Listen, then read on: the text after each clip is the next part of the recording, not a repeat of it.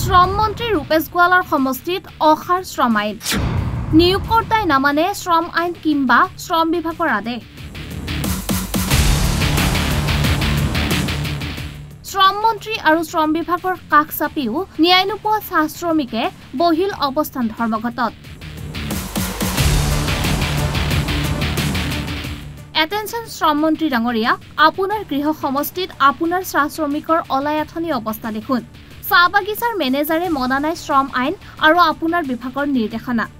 হয় ৰাজ্যৰ শ্ৰম মন্ত্ৰী ৰূপেশ গোৱালাৰ সমষ্টি ডুমডুমাত শ্ৰম আইনৰ অস্তিত্ব নাইকিয়া হৈছে বিভিন্ন সময়ত অভিযোগ উত্থাপিত হৈ আহিছে যে ৰাজ্যৰ চাহ শ্ৰমিকে কঠোৰ শ্ৰমৰ বিনিময়ত পাবলগীয়া প্ৰাপ্যৰ পৰা বঞ্চিত হৈ আহিছে ৰাজ্যত যদিও শ্ৰম বিভাগ এটা আছে তথাপিও চাহ শ্ৰমিকৰ বাবে প্ৰণয়ন হোৱা বাগিচা শ্ৰমিক আইনৰ অধীনত চাহ শ্ৰমিকক সুৰক্ষা প্ৰদান কৰা অথবা ন্যায় প্ৰদান কৰাত সম্পূৰ্ণৰূপে ব্যৰ্থ হৈছে এই বিভাগটোৱে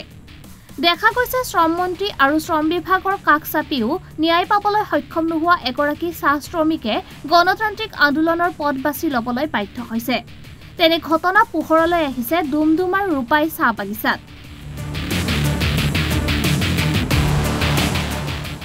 বাগিচাখনৰ শ্ৰমিক শিৱনাথ তাতীয়ে বাগিচা মেনেজাৰৰ হিটলাৰী শাসনৰ বলি হয় চাকৰি হেৰুৱাবলগীয়া হোৱাত চাকৰি ঘূৰাই বিচাৰি বাগিচা কাৰ্যালয়ৰ সন্মুখত 8 ঘণ্টীয়া অৱস্থান ধৰ্মঘট পালন কৰিছে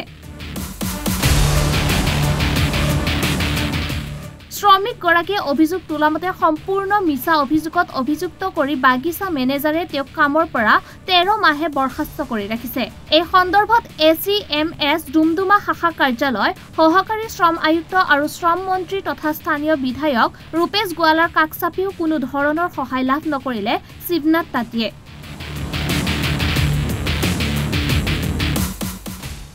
আনহাতে তিনিচুকীয়া জিলা সহকাৰী শ্ৰম আয়ুক্তই শিৱনাথ তাতীৰ বৰখাস্ত বেআইনী ঘোষণা কৰি তেওঁক পুনৰ চাকৰিত মকৰল কৰিবলৈ বাগিচা মেনেজাৰক নিৰ্দেশ দিয়া সত্ত্বেও শ্ৰমিকগৰাকীয়ে চাকৰি ঘূৰাই নাপালে এতিয়া প্ৰশ্ন হৈছে ৰাজ্যৰ শ্ৰম মন্ত্ৰীৰ নিজ সমষ্টিত চাহ শ্ৰমিকৰ এনে অসহায়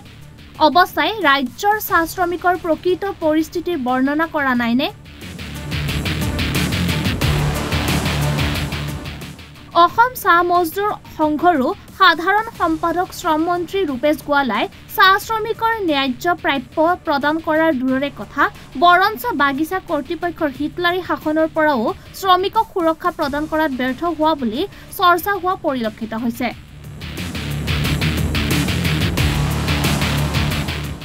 মোৰ মানে বৰ্তমান আজি 13 মাহ মান হৈ গ'ল সাসপেন্ড কৰি থৈছে সেইটো কাৰণে মই আজি বহিছো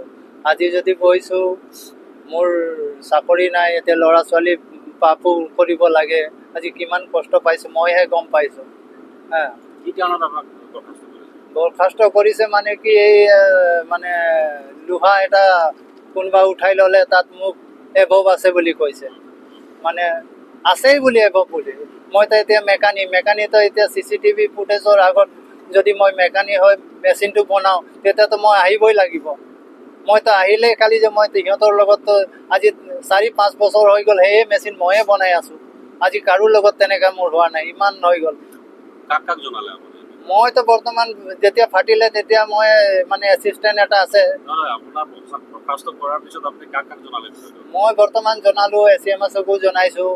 কমিশনাৰকো জনাইছো তাৰ পাছত কমিশনাৰে জনোৱাৰ পাছত মোক এটা অৰ্ডাৰো দিলে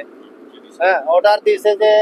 5 দিনৰ ভিতৰত মোক যি মোৰ আছে ক্ষতিপূৰণ বা চাকৰি আছে এইটো দিব কাৰণে এইটো দিলে মোক তথাপিও এইটো মেনেজাৰক চিঠি দিছে মেনেজাৰকো চিঠি দিছে মোকো দিছে কিন্তু তথাপিও মেনেজাৰে এইটো গুৰুত্ব দিয়া নাই লেবাৰ কমিশনাৰৰ অৰ্ডাৰ নামানে আৰু আৰু মন্ত্ৰী মহোদয় গ'লো তেখেতকো দেখুৱালো তো তেখেতক দেখুৱাৰ পাছত মন্ত্ৰীয়ে ক'লে যে এইটো লৈ আপুনি লেবাৰ কমিশনৰ তো যেতিয়া লেবাৰ কমিশনৰ ওচৰত গ'লো তো লেবাৰ কমিশনৰ লগে লগে তেখেতক ফোন কৰিলে তেখেতক ফোন কৰি ক'লে যে মানুহজন মোৰ ঠাইত আহি আছে বাৰে বাৰে কি এইটো খেল লগাইছে বুলি ক'লে মানে তাৰ পাছত মোক মেনেজাৰে মাতিলে মতাৰ পাছত মোক এখন চিঠি দিলে যে আপুনি এই চিঠিত ক্ষমা খুজি লওক তাৰ পাছত মই ক'লো তো মই চুৰেই কৰা নাই কেনেকৈ যদি মই চুৰ কৰি থাকো তেতিয়া ক্ষমা খুজিলে তাৰমানে যেতিয়া মই ক্ষমা যদি কৰিম তো মইতো চোৰেই হ'লো। আপোনাৰ ওপৰত অন্যায় হৈছে বুলি ভাবে নেকি? মোৰ ওপৰততো বহুত অন্যায় হৈছে। এতিয়া কি বিচাৰিব? মই এতিয়া মানে বৰ্তমান এতিয়া মই চাকৰি লাগে মোক। এইটো অতিকৈ দুৰ্ভাগ্যজনক কথা। আজি শ্ৰমিকে নিজৰ প্ৰাপ্য বিচাৰি অনশন কৰিব লগা হৈ আছে, ধৰ্মঘট কৰিব লগা হৈ আছে। যিহেতু শ্ৰমিকৰ নামত বৰঙণি লোৱা এটা আমাৰ চাহ মজদুৰ সংঘ নামৰ এটা সংগঠন আছে, আৰু তাৰ সেই সংগঠনটোৰ যিজন সাধাৰণ সম্পাদক তেখেত বৰ্তমান আমাৰ ডুমডুমা সমষ্টিৰে হয়। আমাৰ এই যি শিৱনাথ তাঁতী ৰূপাই চাহ বাগিচা, ইয়াৰ পৰা প্ৰায় তেখেতৰ ঘৰৰ পৰা 10 কিলোমিটাৰ দূৰ। গতিকে তেখেতে আহি পেলাই আমি জনামতে যিমান দূৰ জানো, শিৱনাথ তাঁতীয়ে আমাৰ শ্ৰম মন্ত্ৰী মহোদয়ক এই কথাটো আপত্তি কৰিছিল। তেওঁ জনাইছিল, তেওঁৰ অভিযোগ দিছিল যে মই অন্যায়ভাৱে মোক মানে বাগিচা কৰ্তৃপক্ষই কামৰ পৰা বৰ্খাস্ত কৰিছে। কিন্তু তেখেতৰ এই অভিযোগ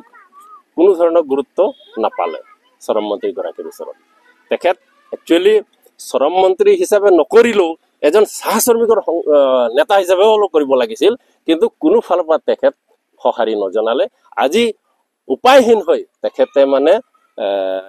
ফেক্টৰীৰ সন্মুখত, কল কাৰখানাৰ সন্মুখত তেখেতে মানে ধৰ্মঘট পালন কৰিব লগা হৈছে। ইয়াতকে আৰু কি দুৰ্ভাগ্যৰ কথা থাকিব পাৰে আপোনাৰ নিচিনা? শ্ৰম মন্ত্ৰী যিহেতু তেওঁ শ্ৰমিক সংগঠনৰ নেতা, গতিকে আপোনালোকে আশা কৰে নেকি যে তেওঁ আগৰ পূৰ্বৰ যি মানে শ্ৰম মন্ত্ৰী গৰাকী তাতকৈ বেছি শ্ৰমিকে মানে ইয়াৰ পৰা লাভান্বিত হোৱাৰ আশা কৰিছিলে নেকি? নাই, এটা সময়ত যেতিয়া তেখেতে প্ৰথমবাৰৰ বাবে নিৰ্বাচিত হৈ আহিলে বিধায়ক হিচাপে, তাৰপিছত শ্ৰম মন্ত্ৰী যেতিয়া পদ লাভ কৰিলে, তেতিয়া আমি বহুত আশা কৰি আছিলো, তেখেতলৈ বহুত আশাৰে চাই আছিলো আমি যে কিবা এটা নিশ্চয় কৰিব। কাৰণ তেখেতে শ্ৰমিকসকলৰ লগত ওতঃপ্ৰোতভাৱে জড়িত, শ্ৰমিকসকলৰ দাবী দাবা সম্পৰ্কত সদায় মানে তেওঁ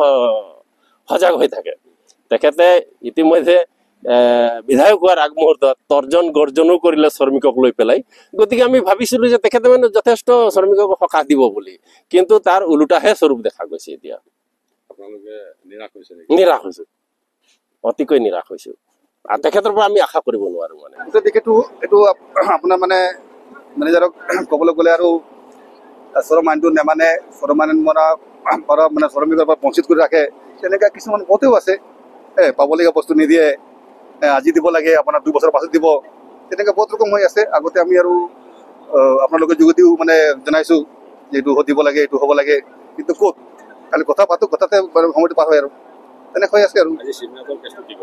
চিনেমাটো কেছটো চিনেমাটো চাকৰিটো পাব লাগে, বেআইনীভাৱে তাক মানে ভৰাই থৈছে ক'ব পাৰি, আৰু তাৰ পৰিয়াল আছে, এজন পৰিয়াল থকা মানুহ তেনেকৈ শাস্তি মানে দিয়াটো ভাল কথা নহয়। গতিকে যদি তেনেকৈ কিবা হৈছেও হৈ গ'ল, এতিয়া চাকৰিটো দিব লাগিব, যি ক্ষতিপূৰণ যি আছে ক্ষতিপূৰণ দিব লাগে। আৰু তেখেতৰ মুখৰ পৰা শুনি কিনে যিটো কেছ আছিলে, কেছটোৰ বিষয়লৈ জানি কিনে আমি দুখিত। তেনেকৈ একটা শ্ৰমিকৰ ওপৰত অত্যাচাৰ হ'ব নালাগে, আৰু আগন্তুক দিনত তেনেকুৱা হ'ব নালাগে। আমি সেইবুলিয়ে মালিক পক্ষক আৰু মেনেজমেণ্ট পক্ষক জ্ঞানী দিছোঁ। তেওঁ চাকৰিটো ঘূৰাই পাব লাগে, আৰু তেখেতৰ যিকোনো ক্ষতিপূৰণ আছে সম্পূৰ্ণ ঘূৰাই পাব লাগে।